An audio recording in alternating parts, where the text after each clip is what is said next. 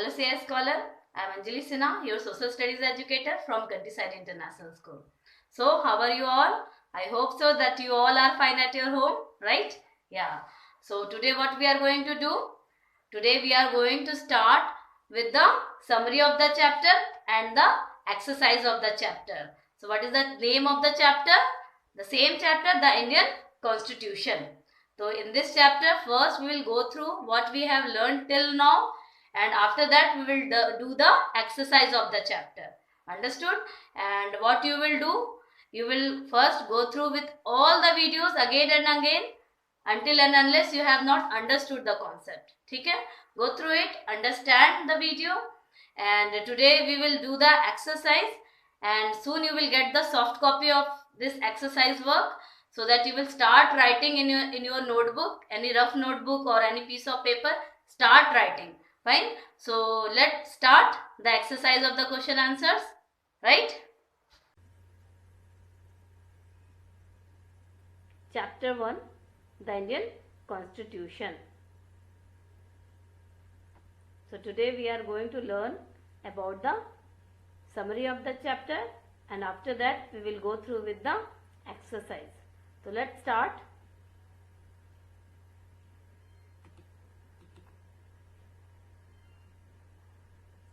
First we will talk about the summary of the chapter.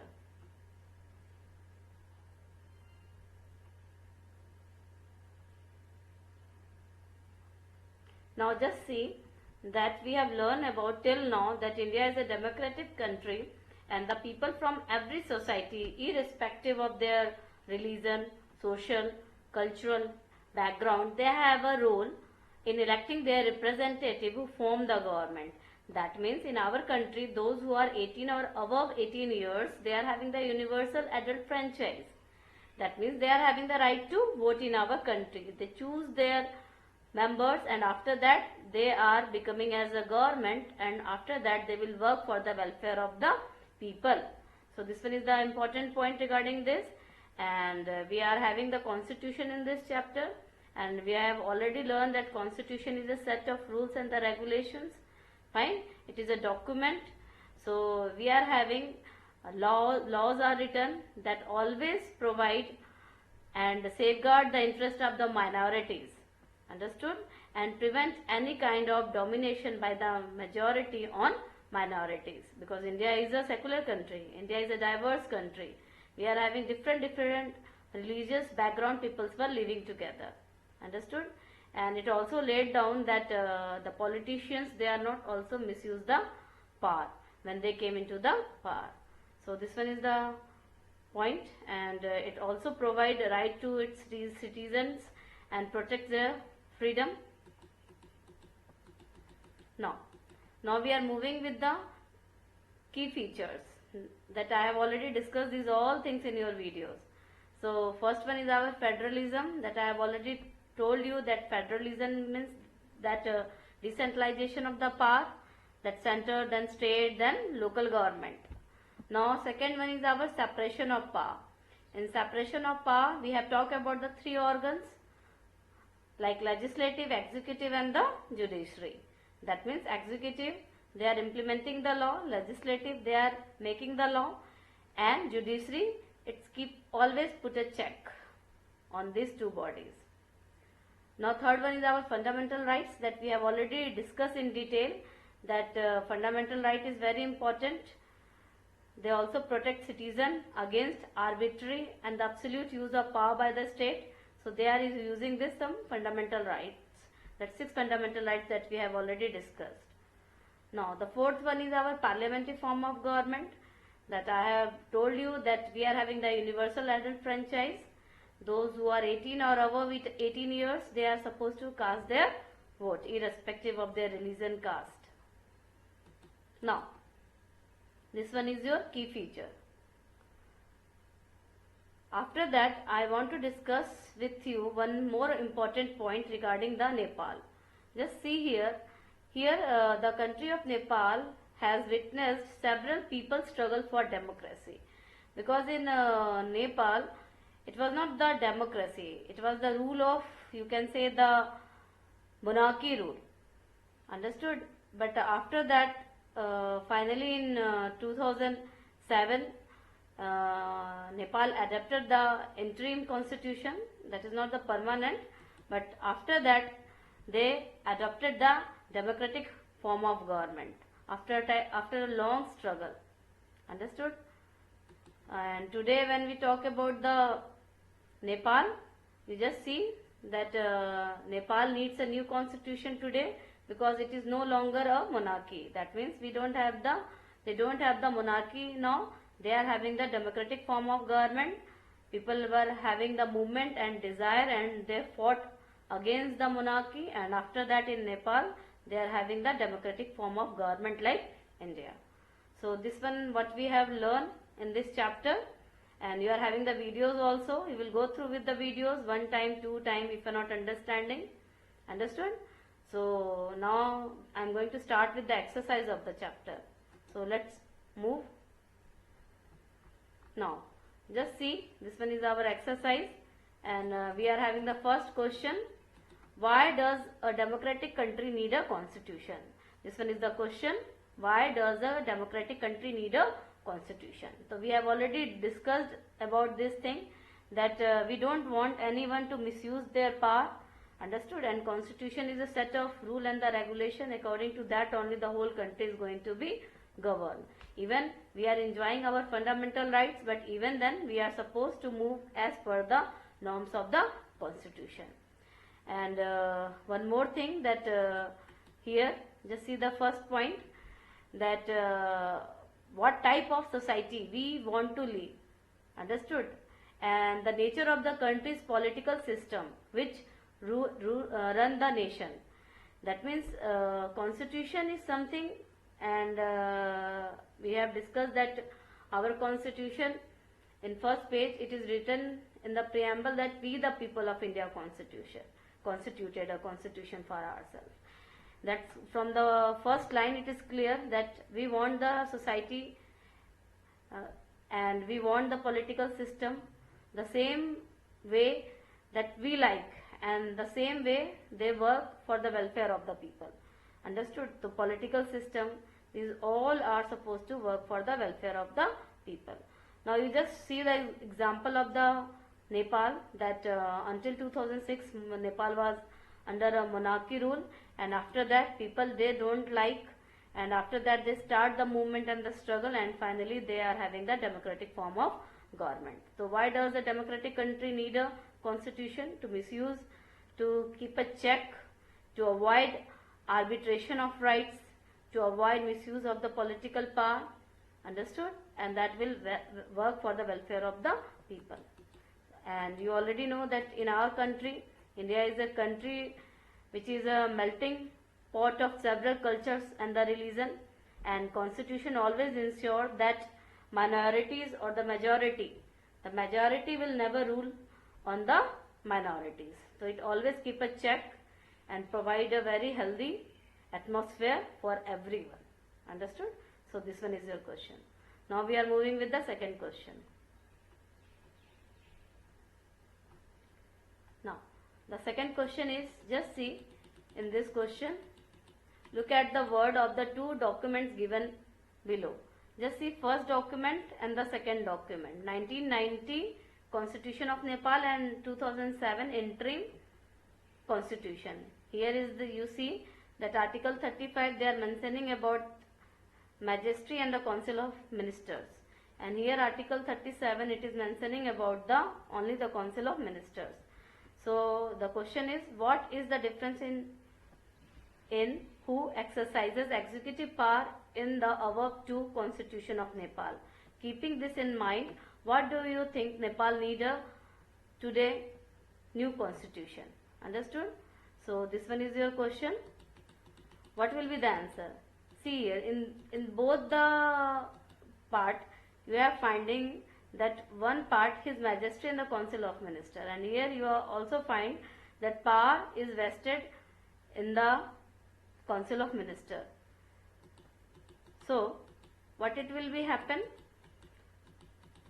The differences in who exercise executive power in the given two constitution of Nepal is that in 1990 constitution, this power was vested in the king and the council of ministers. That means in the first part, king and the council of ministers, while in the 2007 interim constitution, executive power handed to being vested only in the council of ministers, thereby making Nepal a democracy from being a monarchy. That means it is an interim constitution, that means it is a temporary, and after that it is no longer the monarchy rule, and it is formed on a democratic principle. So just see the last paragraph. Nepal need a constitution today because it is no longer a monarchy. The older constitution vested power in the king, but when the country is now a democracy, a new constitution is needed to reflect the democratic ideas of Nepal that people's movement desire and fought for. In order to achieve this, all its constitutive rules must be changed. So just see this two. Article 35, it is talking about the majesty in the council of ministers, and article 37, it is talking about the power is in the hand of the council of ministers. That means they are having the democratic form of government, and the constitution is laid down on the democratic ideas. Now move to the next question.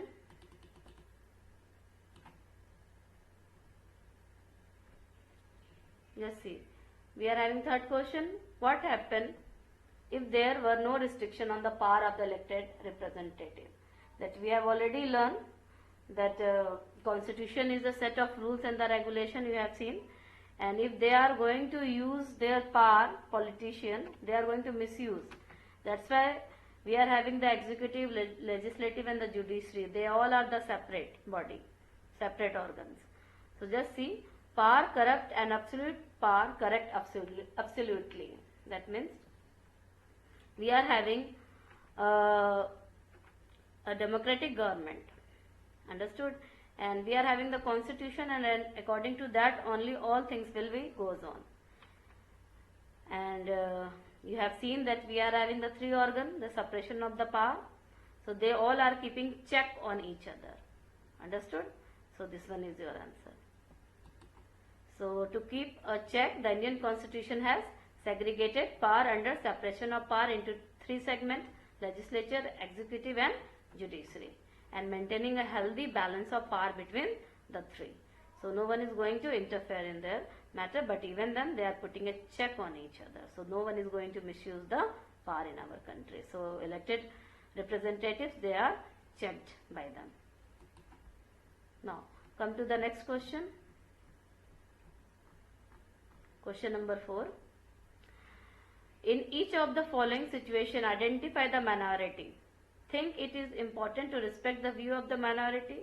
I have already told you that India is a diverse country regarding religious, cultural, understood. So here we are having the fourth situation. Just see, in first situation, in school with 30 teachers, 20 of them are male. That means only 10% are female teacher. In a city, 5% of population are Buddhist. That means only 5%. They came in minority. In a factory mess, for all employees, 10% are vegetarians. But what about the 20%? They are non-vegetarian. In D, in a class of 50 students, 40 belongs to more well-off families. That means 10% are in minorities. That means just see what type of view. What do you think it is important to respect the view of the minorities? We are supposed to respect in all the spheres, right? So just see, in first case, we are having the minority 10 female teachers, understood? So we are having the male dominated society, you already know, but even then what we are supposed to do, 10 female teachers must be allowed space in voice their opinions, understood? They are not supposed to be dominated just because they are minority in their number. B, just see here we are talking about the Buddhist population. So they are having the minority in number, but even then every culture has its own unique tradition and the principle. So we are supposed to respect it, right? Now the C1, minority 20% of the non-vegetarians. That means those who are eating veg and those who are not eating, those who are the non-vegetarians, they all are supposed to allow what they like to eat. So this one is not the thing regarding, since it is an integral part of their diet and must not be avoided just because they are in minority. That means those who are, whatever they are liking, that is their choice, and we are not supposed to avoid those just because they are in minority in group. Now D1, you have seen that 40 students they are in good family. That means 10 students they are belonging to not good family. That's why the reason why most school make it compulsory for students to wear uniforms. So they all are coming in the same dress, same uniform. So there is no differences, no inequality regarding their clothing style. So this one is the solution. Understood? So now come to the next question. Yeah, question number 5. I think we have discussed this thing more in our video also. Key features, we have to explain this all point one by one. Federalism, separation of power, fundamental rights, and the parliamentary form of government, that we have already done. But now again we are going to discuss. Now come to the first feature. First one is our federalism. Federalism, that I have told you that we don't have the centralization of the power, we are having the decentralization of the power. That means state, we are having the central government, we are having the state, and then we are having the local bodies. So a federal government allows the center to allow supreme power, but it constitutes state has some power as well. Second one is our separation of power. Separation of power, we have discussed that we are not a single authority. If they are going to hold the power, it is going to misuse it. That's why we are having the 3 organs of the power: executive, legislative, and the judiciary. So all are independent and they are putting a check on them. Now third one is our fundamental right. So these are very important. Understood? They also protect citizens against arbitrary and the absolute use of power by the state, because we are having the right to constitutional remedies. If any people are finding any sort of arbitrary rule against them, they are supposed to move to the court. That we have already discussed all this full point in detail. Even in your textbook, the whole things are in detail. Go through that. Now fourth one is our parliamentary form of government. In this, we are having the universal adult franchise. That means those who are 18 or above 18 years, they are having the right to vote. So India is a democratic country. Understood? So this one is your parliamentary form of government, where country play a direct role in electing their representative to run the state as well as the nation. So this one is very important key features of our country, right? So hope so you have understood all the question answers. Do one thing, go with the question answers, and we have already sent the PDF material. So start writing the question answers also in your notebook, or be healthy at your home. Take care. Till then, bye.